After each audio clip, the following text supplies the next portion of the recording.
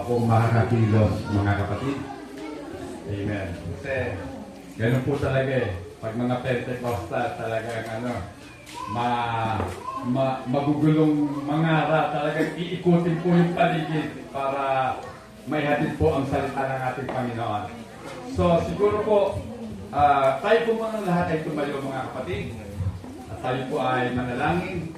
Hingin po natin ang patnubay ng ating Panginoon. So, manalangin po tayo. Panginoong Yesus, maraming pong salamat. Sa araw na ito, Panginoon, kami po'y pinagtipon mo sa kadahilanan amin pong inaalala, Panginoon, ang iyong pagtatag ng iyong iglesia sa dakong ito ng Bacoor. Naniniwala po kami na meron ka pong mga anak na nandito ngayon na sa kanilang pagkarinig ng iyong mga salita, sila po ay tatalima sa iyo. Sila, Panginoon, ang mga tupa na nais mo na maibalik sa kawan. Sila, Panginoon, ang dahilan kung bakit nga po kami walang sawang naghahayag ng iyong mga salita. Panginoon, dinadalangin ko po, Diyos, ang iyong pangunguna sa gawain ito. Ang katagumpayang Panginoon ay nakasalalay sa iyo. Kami mga instrumento mo lamang, Panginoon, upang ganapin ang nais mo. Kaya sa oras na ito, Panginoon, wala po kaming ibang pinakamimiti, pinakananais, kundi ang mahayag, ang iyong kadakilaan, ang aming pag-asa sa buhay na ito. Kaya, Panginoong Jesus, sa iyo po namin itinatagubilin ang lahat ng ito sa matamis at banal mong pangalan. Amen and amen. God bless you all. Nais ko nga po lang i-acknowledge ang ating pong kamanggagawa, si Pastor Dominic Reyes. Salamat, Pastor, sa iyong pagpaunlak at sa kanyang pong mga kasama, mga workers din po sila, mga ginagamit po sa ministeryo ng ating Panginoon. Salamat po, mga kapatid. So, tayo po ay sama-sama ngayon na kakain po ng salita ng ating Panginoon. At ngayon nga pong taon na to, ang aming pong paksa o ang theme namin sa church anniversary is Christ in you, the hope of glory. Amen. Palakpakan po natin ang ating Panginoon. Praise God. Hallelujah. So, ipag-pray po ninyo na ito na po yung pinakamaiksi kong gagawin pangangaral. Kasi po, usually po kasi isang oras po kung ako po ay mangaral. Pero dahil nga po sa may okasyon ngayon, pero hindi ko po alam kung baka gawin ng Panginoon, 2:00 tayo. Amen. Diba? So, wala naman pong time limit sa Panginoon. Amen. So, mga kapatid, Christ in you, the hope of glory. So, mga kapatid, ano bang meron tayo sa buhay natin? Amen. Ako po, wala. Amen. Maliban na lang ako sa aking pamilya, wala pa akong yaman na pwedeng ipagmalaki. Wala pa akong mga anumang bagay na masasabi po natin na magiging batayan upang masabi natin ang buhay ay tagumpay sa mundo ito. Pero meron ako na ibig ko pong ipagmalaki sa inyo.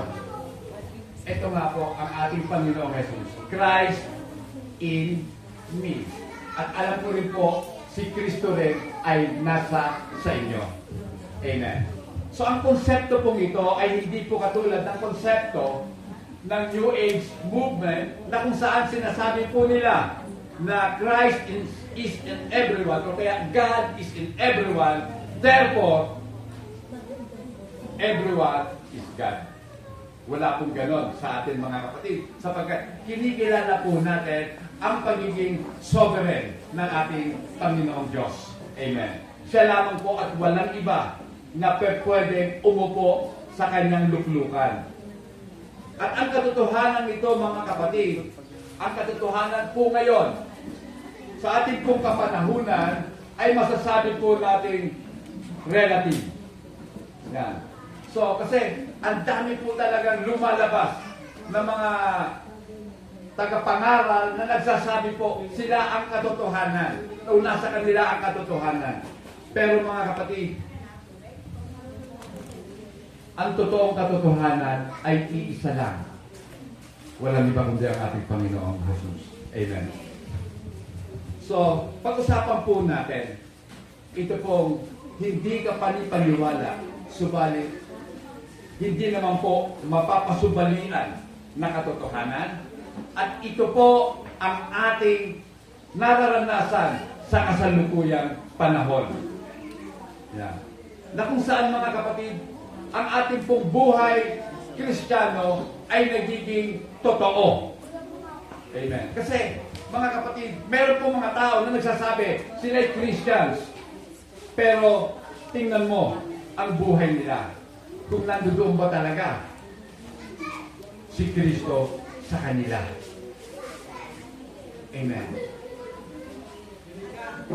So, ang mundo po natin ngayon, mga kapatid, ay palayo ng palayo sa katotohanan. Sabi ko nga po kanina, relative. Kumbaga sa kanila, pwedeng magkakamag-anak na. Hindi po sila naniniwala sa tinatawag na absolute truth, mga kapatid. Kaya nga po, dito po sa Colossus, chapter 1, verses 24 hanggang 27, basahin ko po sa New King James Version of Tagalog.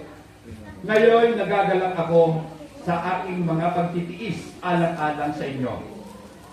At sa aking laman ay pinupunan ko ang kakulangan ng mga paghihirap ni Kristo alang-alang sa kanyang katawan na siyang iglesia. Verse 25, ako'y naging ministro nito ayon sa katungkulang ipinagkatiwala ng Diyos sa akin para sa inyo, upang lubos na maipahayag ang salita ng Diyos. Verse 27 at 26, ang hiwaga na nakatago sa lahat ng mga panahon at mga salinglahi. Ngunit ngayon, anong sabi po dito? Ngunit ngayon, ipinahayag sa kanyang mga banal. So, meaning to say, mga kapatid, yung pong mystery noon ay inihayag na sa atin ng ating Panginoon ngayon. Okay. So, 28. Siya ang aming ipinapahayag na binabalaan ang bawat tao. Ay, mali pala. 27. Mali. Nakalaktaw na ako eh. Sa kanila ay ninais ng Diyos na ipaalam kung gaano kalaki ang mga kayamanan ng kaluwalhatian ng hiwagang ito sa gitna ng mga hintil, na ito'y si Kristo na nasa inyo. Amen? Na siyang pag-asa sa kaluwalhatian. Siya ang aming ipinapahayag na binabalaan ang bawat tao at tinuturuan ang bawat tao sa buong karunungan. Amen? Upang ang lahat ay maiharap naming sakdal kay Kristo. So napakahalaga, mga kapatid, na sa ating pong mga pagtuturo, dapat maipahayag talaga natin yaong katotohanan. Amen. So hindi po tayo nakasisiguro na ang makakarinig ng katotohanan ay matutuwa sa kanilang mapapakinggan. Sapagkat ang katotohanan, mga kapatid, ay masakit. Amen? Masakit po yun kapag tayo po ay mga may sugat. Amen. So, mga kapatid, si Apostol Pablo, sinasabi po niya na ang salita ng Diyos sa kanyang kapuspusan ay ito, Christ in you, the hope of glory. Amen. So, sa buong kasulatan, mga kapatid, from Genesis hanggang Revelation, iisa lamang po ang tema ng pag-uusap. Si Kristo ay nasa sa inyo. Amen. Kasi ito yung hiwaga na pilit na inaalam noong pang-unang mga panahon, ngunit itinago ng ating Panginoon. At sa kasalukuyang panahon, ito ay ipinahayag sa atin ng ating Panginoon. Amen. Bakit ipinahayag? Because we are now in the last days, mga kapatid. Nasa huling mga panahon na tayo. And what does it mean? Ano bang ibig sabihin na Christ in you, the hope of glory? Mga kapatid, iisa lang po ang ibig sabihin niyan. Hindi ako, kundi si Kristo. Not I, but Christ, mga kapatid. So, ito po yung mensahe ng bagong tipan. At ito po yung nagpapatuloy sa pamamagitan ng isang malalimang pag-aaral at pagtunghay sa mga salita ng ating Panginoon. Mga salitang dapat po natin pagbulayan sa kasalukuyan at hanggang sa pagbabalik ng ating Panginoon na si Kristo ay nasa atin. Amen. Wala na po siya sa labas. Di ba? Ang pangako po sa atin, Emmanuel ang ibibigay. Di ba? Which is God with us. Pero yung God with us na yun, pumasok na sa iyo. Kaya, Christ in us. Amen? So dapat marunong po tayo maglaro ng mga salita ng Biblia. Unawain po natin ang bawat salitang ginagamit, mga kapatid. Yung with, ibig sabihin, kasama. Pero yung in, nasa loob mo. Bakit nasa loob? Pag-usapan po natin, mga kapatid. Kasi pangako po ng ating Panginoong Yesus before na siya po ay mag-ascend muli sa kalangitan na kanyang ibibigay sa atin ang Holy Spirit. Ngayon ang tanong, sino ba talaga ang Holy Spirit? Di ba? So the Spirit is the Spirit of truth. Yung Espiritu ng katotohanan. At sino ang katotohanan? Hindi po ba si Kristo? John 14:6, ano sabi? I am the way, the truth, and the life. So yung Espiritu ng truth, yan ang nasa atin na ngayon. Kaya nga, yung mystery, nabibili na po sa atin. Amen. At alam niyo po ba mga kapatid, kapag na-reveal ang mystery, we can now rejoice in our suffering. Amen. Magagala ka na kahit naghihirap ka, Sister Marve. Nasaan Sister Marve? Nasa bahay. Okay. So hindi tayo dapat malungkot. Amen.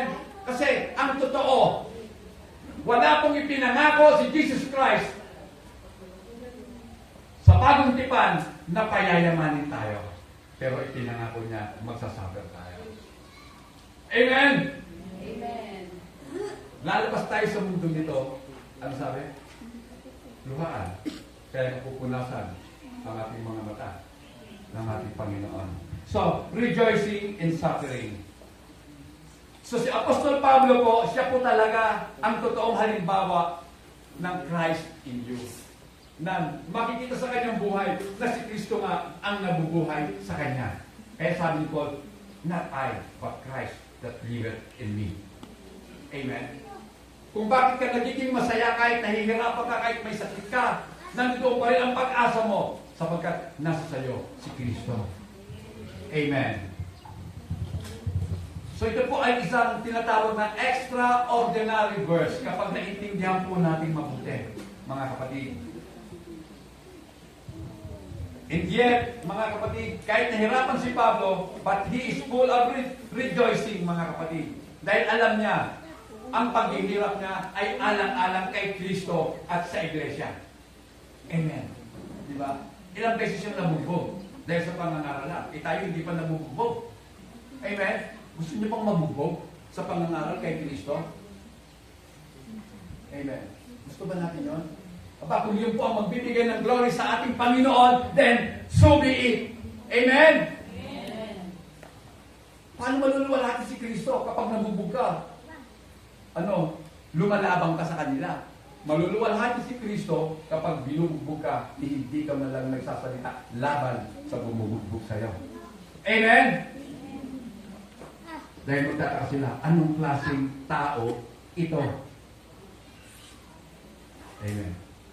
Pero malalaman nila ang katotohanan. Katulad ni Pablo, hindi na ako ang nabubuhay pa, kundi si Kristo na ang nabubuhay sa akin. Dahil kung ako, lalaban yan. Amen? Lalaban. Pero dahil si Kristo, hindi na. Amen. Nagagalak na siya sa mga paghihirap dahil alam niya at nauunawaan niya ang katotohanan. Amen. Ang tagal na natin sa Panginoon. Ngunit, ang katotohanan ay tila hindi pa lubusan natin nauunawaan. Nawa mga kapatid, sa pagtitipok ito, maunawaan natin ang katotohanan. And what way do Christ's suffering carry on? Sa papaano bang paraan? Ang paghihirap ni Kristo ay nagpapatuloy at sabi ni Pablo, ito ang kanyang pupunuan. Sa papaanong paraan nagpapatuloy ang kahirapan ng ating Panginoon. Mga kapatid, ang totoo naghihirap si Kristo hanggang ngayon. Pero hindi dahil sa pagtubos niya sa atin. Dahil ang katotohanan, mga kapatid, ay ito. Yung ulo sa langit, sino ba ang ulo ng church? Di ba si Jesus Christ? Ramdam niya ang sakit na nararanasan ng kanyang katawan sa sanlibutan. Amen? Nararamdaman niya ang paghihirap ng kanyang mga anak. Ramdam di ba kahirapan ng kapatid mo? Mga kapatid, nawa ang katotohanan ng salitang yan ay maging buhay sa ating mga buhay, mga kapatid. Amen? Sabi nga po ng Believer's Bible Commentary, ganito po ang sabi nila sa English, mga kapatid. There is a sense of which the Lord Jesus still suffers when Saul of Tarsus fall to the ground on the road to Damascus. He heard the voice of God saying, Saul, Saul, why do you persecute me? Ito ang sagot ni Pablo. Who are you, Lord? Sino ba? Panginoon. Anong sabi ng boses? Ako si Jesus, ang iyong pinag-uusig. Amen. So alam na alam po ni Paul na hindi niya naman inuusig ang Lord, ang ating Panginoon. Dahil ang inuusig niya, yung mga believers. Di ba? Pero habang inuusig mo ang believer, ang inuusig mo ang Panginoon, ang Savior ng mga believer na yan. Amen. Kaya nga po, rejoicing in suffering. Hindi po normal yan sa tao. Sa mga taong likas sa ating pong panahon ngayon. Hindi normal yun. Na, nahihirapan ka na, nagagala ka pa. May sakit ka na, nagpapasalamat ka pa sa Diyos. Mga kapatid, di ba? Kung iisipin mo, bakit ka magpapasalamat sa Diyos, may sakit ka na nga. Aba, dapat ka magpasalamat sa Diyos. Dahil, hindi ka pa patay. Amen? Sakit pa lang yan eh. Amen. So, magpasalamat. At kung mamamatay ka na, magpasalamat ka pa rin sa Diyos. Bakit? Magaganap na ang pinaka-limitin natin sa buhay na ito, ang makapiling ang ating lumikha. Amen? Di ba? Mas maganda po yun. Yun po yung pinakamaganda. Hindi ka na maghihirap. Hindi ka na mag-aalala may pansahing pamamaya. May pang-ulam pa tayo bukas. O, bayaran na ng kuryente. Bayaran na ng tubig. O, pagpatay ka na. At kung ikaw ay nanatiling tapat sa Panginoon, kasama ka niya. Amen. Rejoicing in suffering, mga kapatid. So, mga kapatid, people can rejoice in the midst of suffering when they see and believe what God can do in the midst of suffering. Naniniwala ka ba? May magagawa ang Diyos kahit nasa gitna ka ng kahirapan. Amen! Amen! Palakpakan natin ang ating Panginoon. Kahit po tayo nasa gitna ng mga pagsubukan, pwede kang umasa sa Panginoon. Amen! Alisin ka man ng Panginoon sa kapagsubukan o lalo kang ilublob sa kapagsubukan, praise God pa rin tayo. Amen! Dahil lahat ng yan may dahilan. At ang dahilan, ang gusto ng Panginoon para sa ating ikabubuti lahat. Amen? Wala siyang inisip na masama para sa kanyang mga anak. Tandaan po natin yan. Kung ikaw ay punong-puno ng problema ngayon, marahil yan ang way ng Panginoon para lumapit ka sa Kanya. Di ba? Hirap na hirap ka na. Bigat na bigat ka na. Anong sabi ng Panginoon? Come to me, all of you who are weary and heavily laden, and I will give you rest. Bibigyan ka ng Panginoon ng kapahingahan. So kung babasahin po natin itong Colossus 1:25 hanggang 26, babalikan po natin. Ako'y naging ministro nito ayon sa katungkulang ipinagkatiwala ng Diyos sa akin para sa inyo upang lubos na maihayag ang salita ng Diyos. So ang katungkulan po ng isang ministro, ang katungkulan ng isang pastor, ng isang mangangaral, ng isang nagpapahayag ng salita ng Diyos, ng isang guro ay ipahayag ang katotohanan sa mga tagapakinig. Amen. Kahit sa pagpapahayag mo ng katotohanan, wala kang anumang nakukuha. Sabi nga sa akin dati, nung pumupunta pa ako dito sa amin, sa may pintong ba to, yung babae doon, hoy! Punta ka ng punta dyan, wala namang pera dyan. Ano bang nakukuha mo sa pagtuturo mo? Sabi ko, wala po. Wala pala eh, umuwi ka na lang. Sabi ko, ba't ako kilala neto? So, hindi ko po alam kung bakit ako kilala ng babae yun. Pero hindi ko naman siya kilala. At alam niya kung taga saan ako. Sabi ko, ba, iba to, mukhang may kalaban. O, diba? Kalaban yun eh. At ako'y pinipigilan ko daw akong pumunta hanggang pumunta. Sa inyo, mga kapatid ko, sa pintong ba to? Ang titigas na niya ng ulo doon, wala kang mapapala. Sabi ko, hindi. Meron. Kaya, nandito kayo ngayon, di ba? Amen. Kayo yung patotoo. Kaya panindigan po ninyo ang katotohanan na nasa sa inyo. Amen. Manatili kayo sa ating Panginoon. Amen.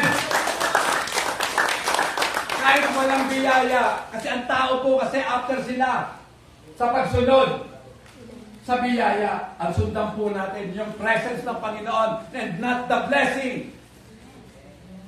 Amen.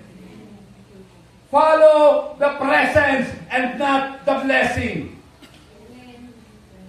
Ang tao ngayon laging, may pagpapala ba dyan? Pupunta tayo. Sabi ko nga, kung ako lang siguro mayaman, mapupuno ang Araneta kaya kong punuin. Bibigyan ko sila ng tagi-1,000. Punta lang sila sa Araneta. Oh. Lahat yung pagpupuntahan ng mga tao. Baka sabihin, hindi na kami magkasya. Oh. Di ba? Dati sila pumapasok sa Araneta, sila nagbabayad. Ngayon, pag marami kang pera, silang babayaran mo. Papasok sila. Pero hindi ganun ang gusto ng ating Panginoon. Ang gusto ng Panginoon, kusang loob ang paglapit sa Kanya. At ang paglapit sa Kanya ay ang pagkilala na nangangailangan ka ng tagapagligtas. Amen. Inikilala mo na ikaw ay mahirap, na ikaw ay dukha sa harapan ng Diyos at kinakailangan mo ng tagapagligtas at pag-asa sa buhay. Amen. Mga kapatid, ito nga po sa verse 20:16 na natin. Ang hiwaga ay nakatago sa lahat ng panahon at mga saligtahin, ngunit ngayon ipinahayag sa kanyang mga banal. So mga kapatid, mapalad po kayo. Mapalad po tayo sa ating kapanahonan ngayon. Sapagkat na-reveal na po yung mystery. Na noon, yung mga propeta ay talagang wala silang pinakamimiti kundi maunawaan. Maintindihan po nila. Mahayag sa kanila yung katotohanan na ang Diyos ang siyang magliligtas sa kanila. Sabi nga ng gusto dati, Rick,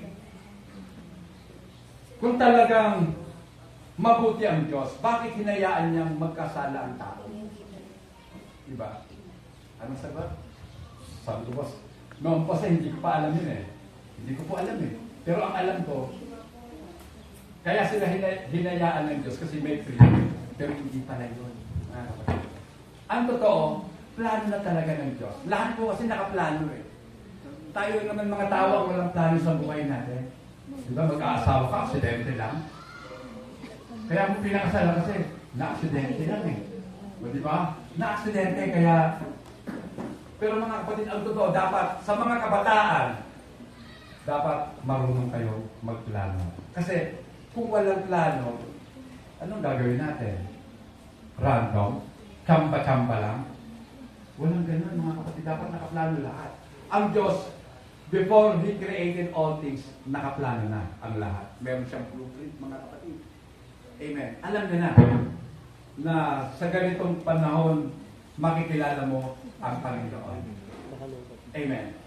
So, mga kapatid, babalikan ko po ano. Alam niyo po ba na si Apostol Pablo ay sumulat dito po sa Colosas para labanan yung pong namamayagpag na mga false teacher. Noong pampanahon ni Paul, ang dami ng mga huwad na mga tagapagturo. Amen. Sa kapanahonan po niya, nandoon na po yung mga Gnostic. Ano yung Gnostic, mga kapatid? Sila po yung mga tao na ina-advocate po nila na kinakailangan meron kang knowledge, superior knowledge para maging higit ka sa iba. At sa iyo ipapahayag ang mga nakatagong lihim.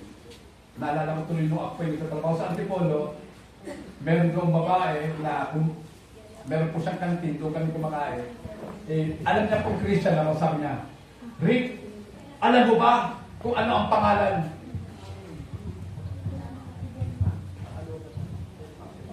Alam mo ba niya kung ano ang pangalan ng Diyos?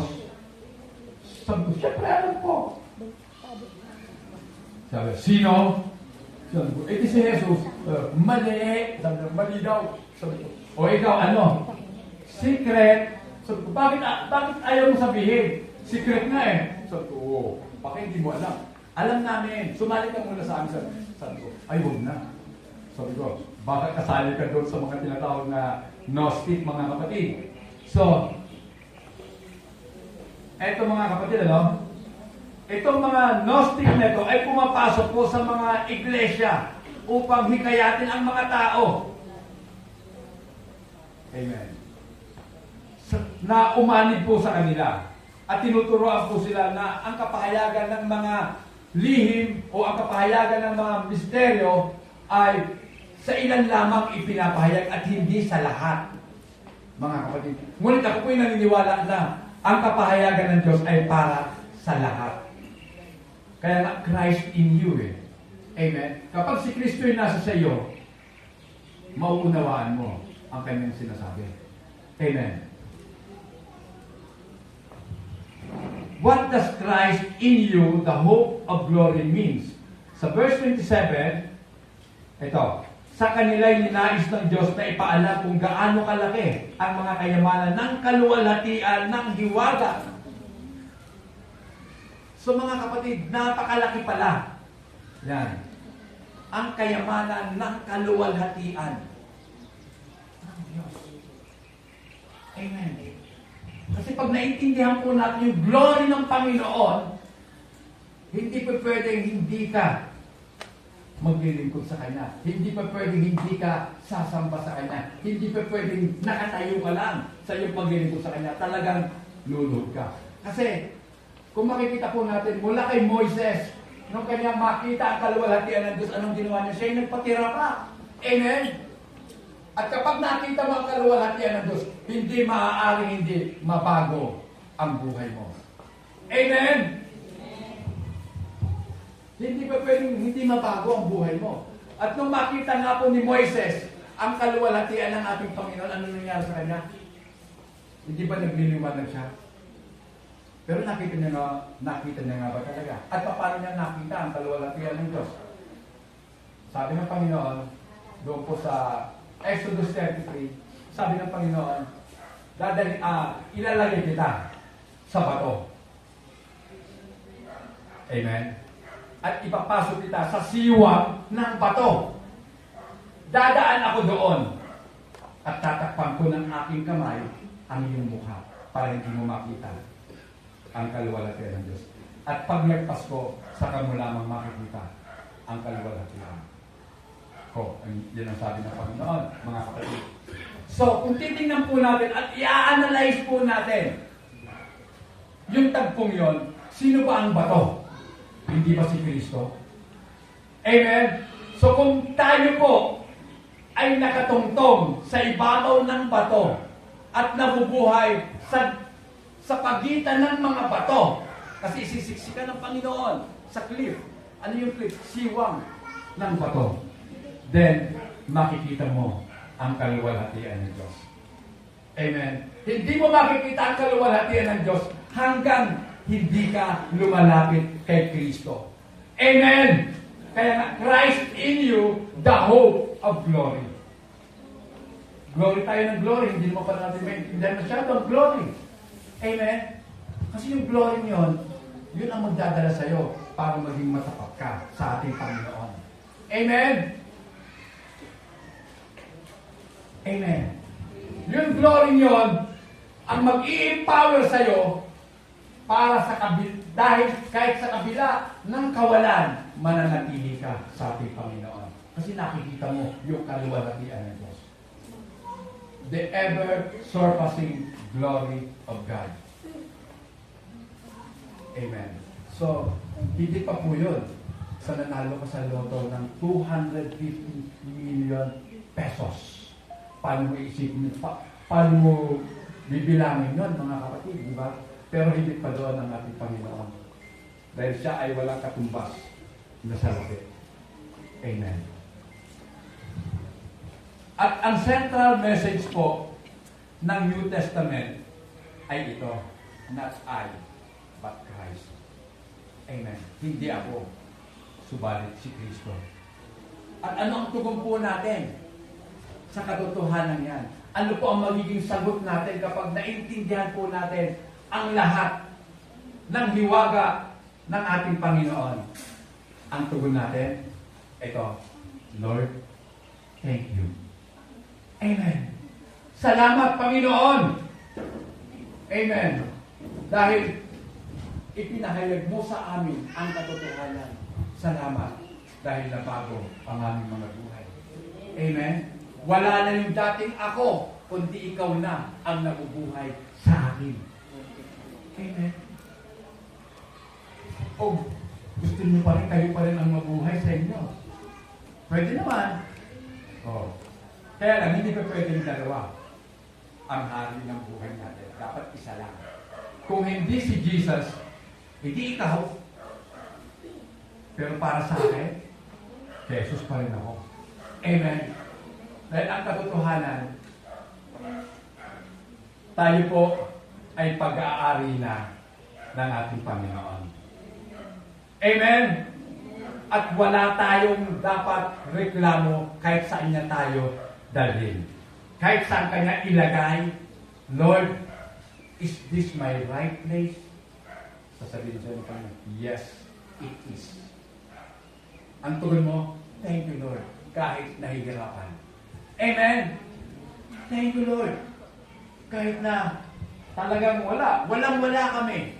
Nagpasko, magbabagong taon, walang-wala po kami, Panginoon. Mga kapatid, tunghayan po natin ang pinakamahalagang punto ng ating pong pag-aaral. Glory.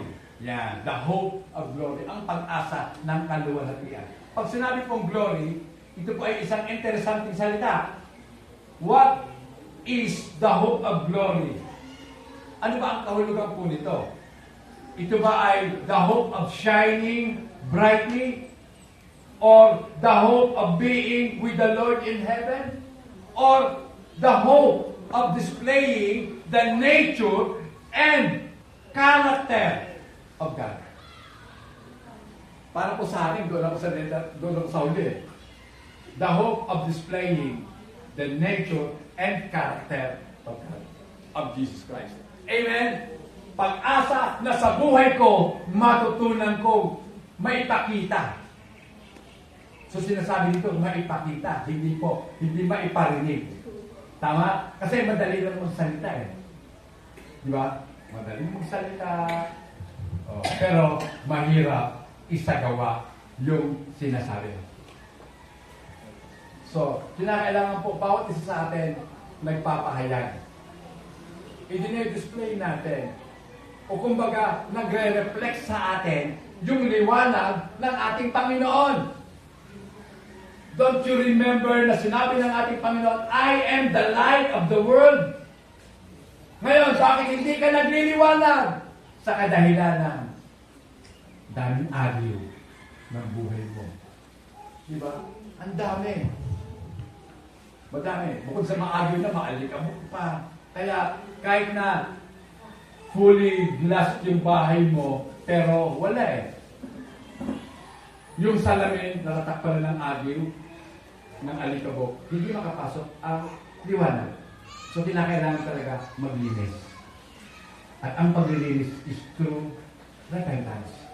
Amen? Magsisiko tayo sa ating mga pagkakasala. Amen? Kung nais mo na si Kristo ay mabuhay sa iyo, sapagkat ang katotohanan, hindi po si Kristo papasok sa buhay ng tao kung ang tao niyan ay hindi ko marunong magpakumbaba at hindi nagsisisi sa kanyang mga pagkakasala. Sumatuto po tayong kilalanin ang ating mga pagkakamali, ang ating mga pagkukulang. Amen. Para masabi po natin na kinakailangan po talaga ng kapunuan. Amen. So, God always wanted a people to display and reflect His glory. Sapagkat kapag ito po yung nangyari, it is a living testimony that those in the world, ito po isang patotoo sa mga nasa sa mundo na ang Diyos na sinasampalatayanan mo ay nabubuhay nga sa iyo. Amen! Dahil nababago ang buhay mo. From glory to glory. Diba? Dati, ganyan na lang. Halimbawa, sa pagbibigay na lang. Dati, piso-piso lang. Ngayon, hindi na piso-piso. 5 piso naman. O, diba? Ayaw magbanggit ng libo-libo. Kasi si Pastor talaga mukhang pera na. O, piso-piso lang. Ay, ngayon, 5 piso ka lang magbigay. Praise God. Unti-unti. Pero dahil na unti-unti, alam ko, aabot ka sa daan-daan. O, diba? Pagdaan-daan na yan, praise God, Panginoon, salamat. Dahil alam ko, pagdaan-daan na yan, pinagpapala ka ng Panginoon. Amen. Dahil hindi ka makapagbibigay kung wala ka. Amen. Hindi tayo makapagbibigay kung wala tayo. Pero dahil meron ka at nagbinigyan ka ng Diyos, una pa sa lahat, makapagbibigay ka. Amen. Palakpakan natin ang ating Panginoon. Kasi sabi ko ng mga prosperity preacher, ganito. Hinahamon niya ang komunikasyon na kapag kayo nagbigay, di ba? Pasasaganahin kayo ng Panginoon sa lahat ng bagay. Para sa akin kasi, hindi ako after sa lahat ng bagay. After ako sa mga bagay na spiritual. Amen? Di ba? Parang si Solomon, pwede namang hingin ni Solomon, Lord, give me wealth. Di ba? Lord, ano pa? Bukod sa wealth, ano pa? Health. Bigyan mo ako ng health. Good health. Di ba yun ang mga prayer natin? Pagdating sa health, wealth, ano pa? Meron ba nagpe-pray dito na, Lord, give me wisdom. Amen? Kasi yung wealth and health, makukuha mo kapag may wisdom ka. So, be wise as Solomon in our prayer, mga kapatid. Si Solomon kasi nahayag sa kanya eh. Yung ano eh, yung mystery. Alam niya. Amen. So, mga kapatid, alam niyo po ba na lagi pong magkadikit ang dalawang ito? Ano yung laging magkadikit? Yung presence ng Panginoon at ang iyong kapahingahan. His presence and His rest are intertwined and interlinked, mga kapatid. So parati silang magkasama, magkaugnay. Hindi pa pwedeng magkahiwalay. Kapag ikaw ay na kay Kristo, tiyak yon, may kapahingahan ka. Amen? Alam nyo, napakadali lang ipahinga ang pagod na katawan. Matulog ka lang eh. Magpamasahe ka lang. Sarap. Ay, sarap naman ang buhay. Pero yung pagod na kaluluwa, anong gagawin mo?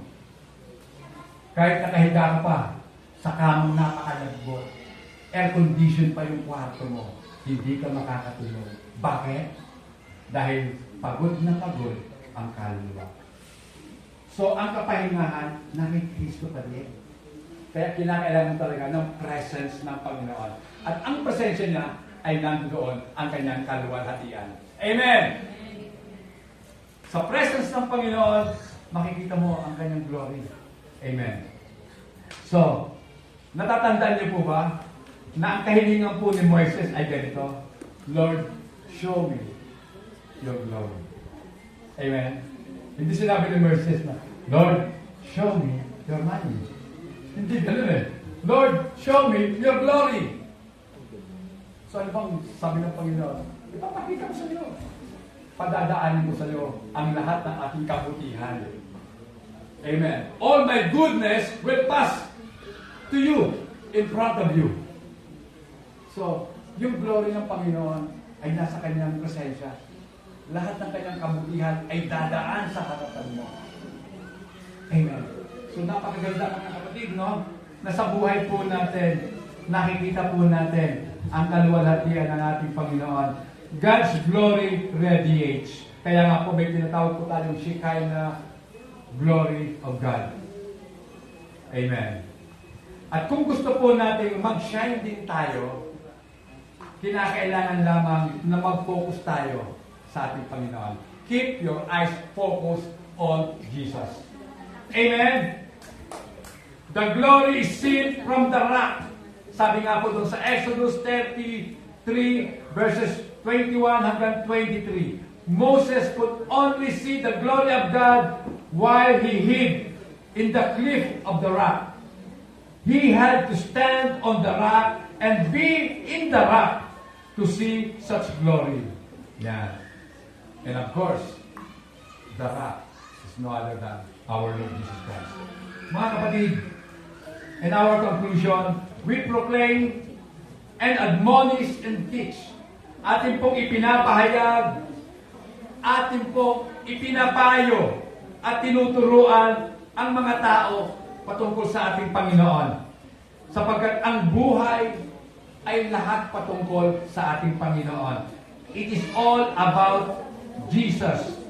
Paul works hard, but it is in God's energy. So pansinin niyo mga kapatid, sa sarili ko, hindi ko kayang tumayo ng napakatagal. Alam niyo po ba, pag matanda ng tao, may mga layuman na po siya. Hindi ko kayang magtagal. Amen. Kaya nga, mas gusto ko po naglalakad ako ng naglalakad kasi kung ako po'y nakatayo, baka hindi na ako makalakad pa. Oh. Gulat ako ha. Wala. Hindi nyo dala. Okay, sige. Tapos na po ito. Conclusion na tayo. Okay. We are all different and it will be displayed in a different way. Lahat po tayo iba-iba, tama? Iba-iba tayo. Iba-iba ang layunin mo. Iba-iba ang layunin natin kung bakit tayo nandito ngayon. Pero mga kapatid, ito yung napakaganda sa lahat mga kapatid. Sa kabila ng ating pagkakaiba-iba, meron lamang pong susi ng pagkakaisa. Sa ating pong pagkakaiba-iba, pagkakaiba ng paninindigan, pagkakaiba ng pinaniniwalaan, pagkakaiba ng pinanggalingan, pero meron tayong pinagkakaisahan. Ang ating Panginoon ay nasa sa atin. Amen! Palakpakan po natin ang ating Panginoon. Ito na yung tayo lahat, mga kapatid.